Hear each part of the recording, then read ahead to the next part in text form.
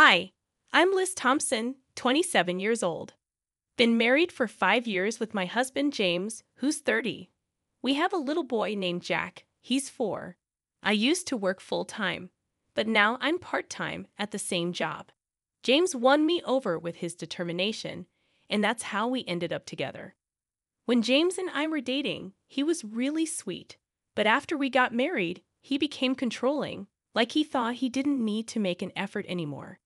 He's super lenient with his younger sister, Jennifer, who's almost 20.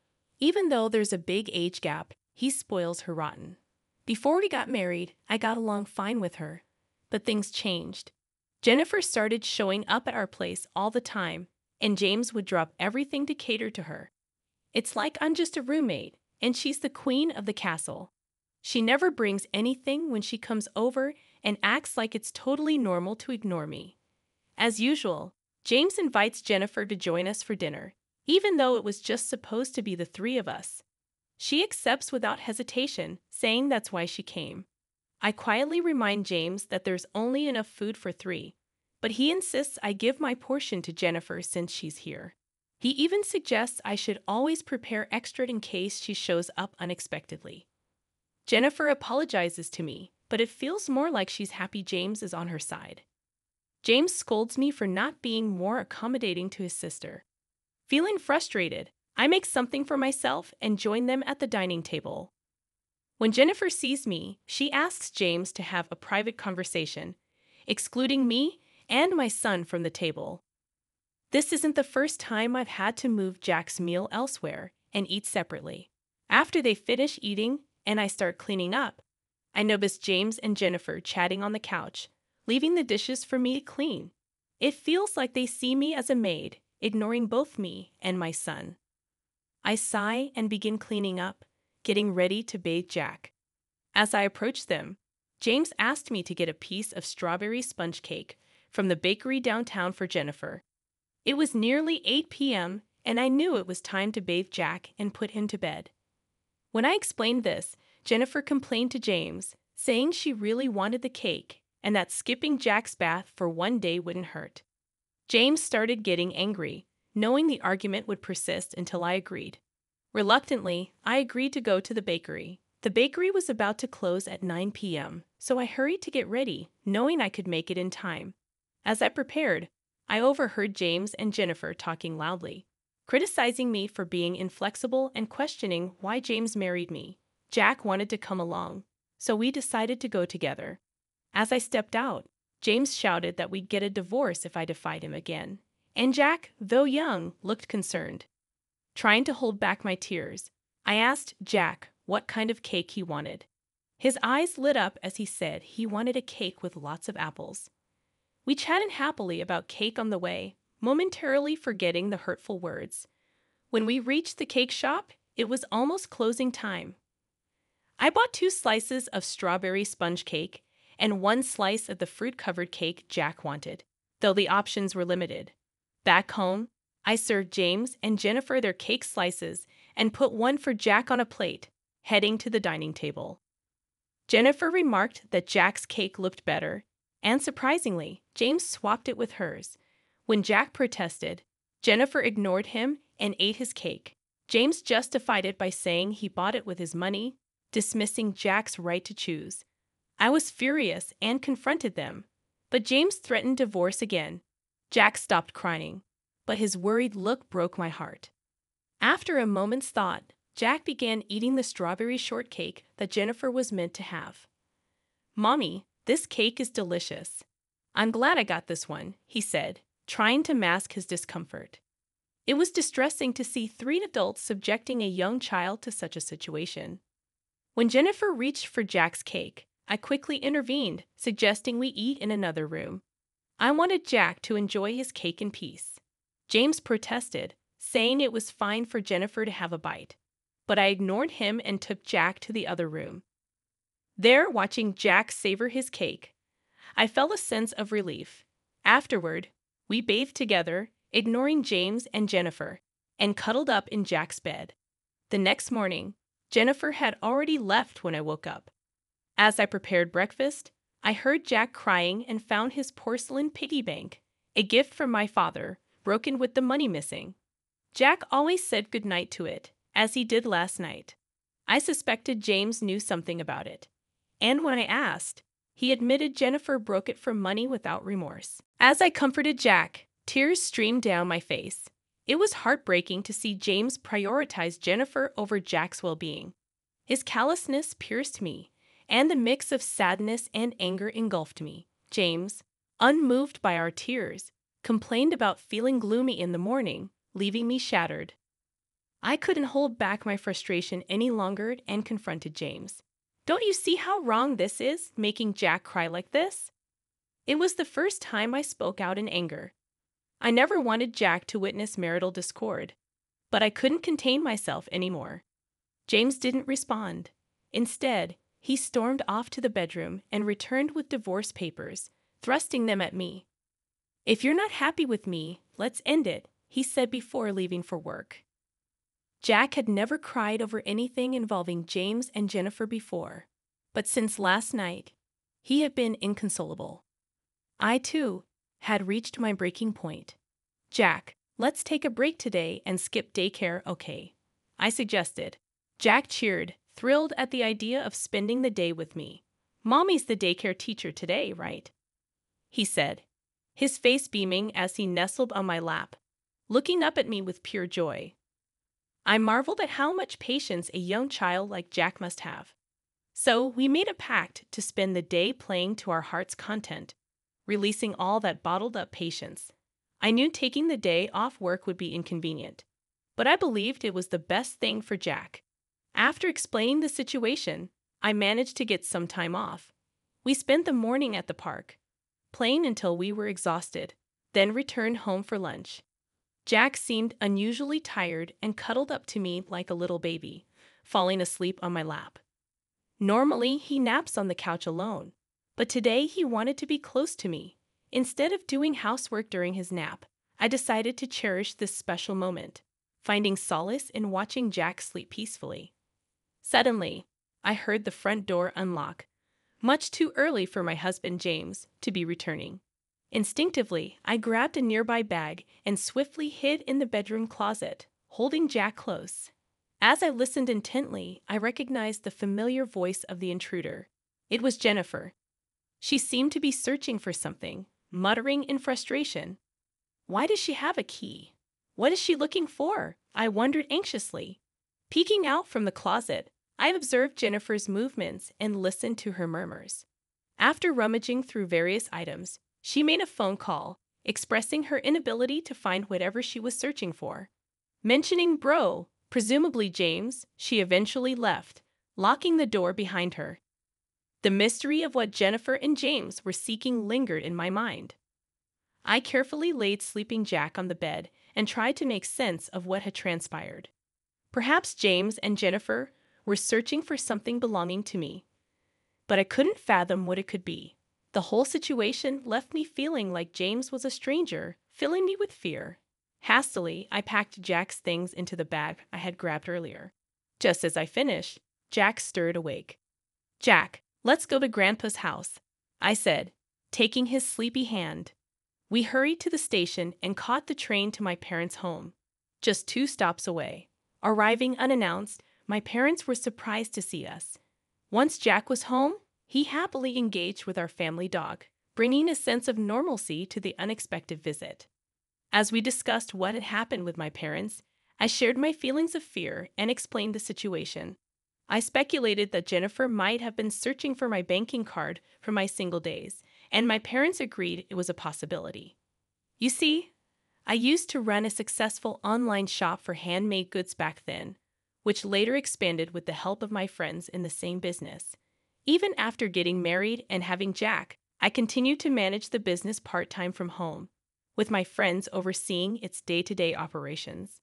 Surprisingly, I hadn't told my husband that I'm still the president of the company, although he knows about my previous success in starting a business when I was single. I'm still employed at my company, but I've kept it hidden from my husband. He believes I've stepped down from my role as president and now work part-time. There's a reason for my secrecy. After we decided to marry, I learned he spends his entire salary with no savings. He expected me to quit and become a full-time homemaker, offering only $300 for groceries. I couldn't agree to this. After heated discussions, we compromised on me working part-time. But that wasn't all. He had me sign a legal document, limiting my claims to marital assets, making me feel financially trapped. Even after our child was born, I only received money for groceries, while I covered clothing and daycare expenses. My compliance may have led him to believe I still have savings from my single days, explaining why they're searching for my old banking card. Furthermore, I've been quietly saving for our child by diverting a portion of my salary to a separate account. It's clear they're after the banking card for financial reasons. There's no other reason for those siblings to be searching, but I'm cautious with my valuables, like my banking card, so even if Jennifer or my husband search, they won't find anything. The bigger issue is Jennifer having a key and unrestricted access to our home, a situation my husband seems fine with. My father suggested keeping my banking card at our family home, so I followed his advice and secured it in our family safe. However, he raised another concern. Why is he so desperate for money? While discussing this with my parents, Jack approached us tearfully, admitting he had broken the piggy bank from my father and failed to save money in it as promised. My father was furious, his face turning red with anger. My father was on the verge of calling my husband to express his anger when my mother intervened. Let's confirm if the banking card is their real objective, she advised. Acting hastily without evidence could backfire, especially considering my husband's casual mention of divorce. He might exploit the situation, painting us as the wrongdoers to gain leverage in a divorce. So we decided to record their conversation to uncover their true intentions and consulted our family lawyer, a longtime friend of my father. Once home, I began preparing dinner as my husband arrived. I discreetly started recording on my phone, placing it face down. As expected, his first question was about the banking card's whereabouts. When I pressed for his reason, he evaded the question, growing frustrated when met with silence. My sister's in trouble, so hand over all your part-time earnings, he demanded. I refused, explaining I was saving for our child. In response, he pulled out a signed divorce paper from his bag and thrust it at me. You can't even manage without me, yet you're arrogant. It's fine not to save for our child anymore, he sneered, implying his sister took precedence over Jack. Without another word, he left me stunned. I halted my dinner preparations, stashed the divorce papers in the bag I'd readied earlier at my parents' house, and took Jack's hand, heading for the front door. If you leave now, don't bother coming back. I mean it, my husband warned. I don't want to return to a house where Jennifer can come and go freely, he added. With that, I left the familiar confines of our home. My husband bombarded me with calls and emails, all of which I ignored as I made my way to my parents' house. There, I played the recorded conversation for my parents and showed them the divorce papers my husband had handed me. They asked what I wanted to do. I admitted I'd reached my limit of patience and love, but Jack's well-being was my primary concern. My parents suggested divorce might spare Jack further emotional harm, but they also acknowledged the potential for new wounds. Lost in contemplation, Jack mentioned he was hungry, prompting my mother to whip up his favorite meal, hamburgers. She had anticipated our arrival and stocked up on ingredients accordingly, ready for us to return home at any moment. Tears streamed down my cheeks uncontrollably. I couldn't contain them. Jack's delighted reaction to the hamburger was heartwarming. I wish Grandma could make these every day, he beamed, sharing his joy with my mother. That's because each bite is filled with love, she responded tenderly. Then, Jack fed me a piece, insisting it was filled with love and urging me not to cry. It was too much. I cried even harder, seeing Jack's concern for me. My father intervened, telling Jack these were tears of joy because I was so happy with his sweet gesture. He explained it gently, shielding Jack from any worry. Then my mother hugged Jack, moved by his innocence. I glanced at my father, noticing his struggle to hold back tears, his emotions mirroring mine. When I remarked on the beauty of family, Jack surprised me. Dad says his family is just Jennifer, but my family is Grandma and everyone else, he said, drawing a contrast. My father agreed, emphasizing our bond. Then, with a playful gesture, he asked if we wanted to be a family forever, lifting our spirits with his humor. Reflecting on our joyful meal, I realized it had been too long since we had relaxed together like this. It was a moment of clarity. I needed to proceed with the divorce. I explained my decision to Jack slowly, fearing his reaction. Surprisingly, he seemed relieved, finding solace in staying with the family. Even our older dog, back at my parents' house, received a warm embrace from Jack, who declared him his little brother. With clarity and determination, I knew what had to be done next. It was time to take action. The next day, I made arrangements to meet with my father's friend's lawyer to discuss my situation and finalize my decision to divorce. That night, Jack opted to sleep with my father and our faithful dog, Max. Meanwhile, I shared a bed with my mother, reminiscing about childhood stories until we both drifted off to sleep. The following morning, I reluctantly powered on my phone to find an overwhelming number of missed calls and emails from James, over 200 in total. His messages oscillated between harsh criticisms and desperate pleas for forgiveness, leaving me unsure of his true intentions. With a heavy heart, I decided to switch off my phone once more. In the afternoon, my lawyer arrived, and we delved into the details of my situation, reaffirming my resolve to proceed with the divorce. After thorough discussions, we officially signed the necessary paperwork, and my lawyer assured me he would meet with James the following day. 2 days later, the lawyer returned to my parents' house, and I eagerly inquired about the outcome. To my surprise, it transpired that Jennifer had a severe shopping addiction and frequented male strip clubs, borrowing a substantial sum of money from loan sharks with James as her guarantor. Their plan was to utilize my savings to repay the debt. When repayment was delayed, James confessed but expressed his desire for reconciliation, hoping for Jack and me to return. However, I remained steadfast in my decision to divorce, having already initiated the legal process. James, distraught, asked the lawyer if I could marry someone else. Despite his reluctance to let go, the lawyer affirmed my freedom to pursue future relationships. It was a difficult moment, witnessing James's emotional breakdown as he grappled with the reality of our impending divorce. He finalized the agreement by signing a promissory note to pay Jack $500 in child support each month. With that, the lawyer deemed the matter settled. Later, I received a call from my ex-husband. Our conversation brief but poignant. His once vibrant voice now sounded subdued, speaking with an air of calmness. It dawned on me that he may have believed financially binding me would deter me from seeking divorce, even if I grew to resent him.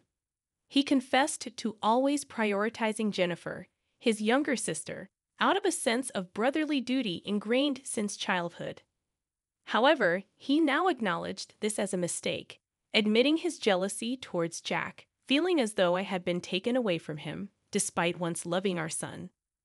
When he informed me that he and Jennifer had repaid her debts and expressed his intention to reconcile, pleading for me not to remarry, I firmly asserted that my love for him had faded, and there was no chance of reconciliation.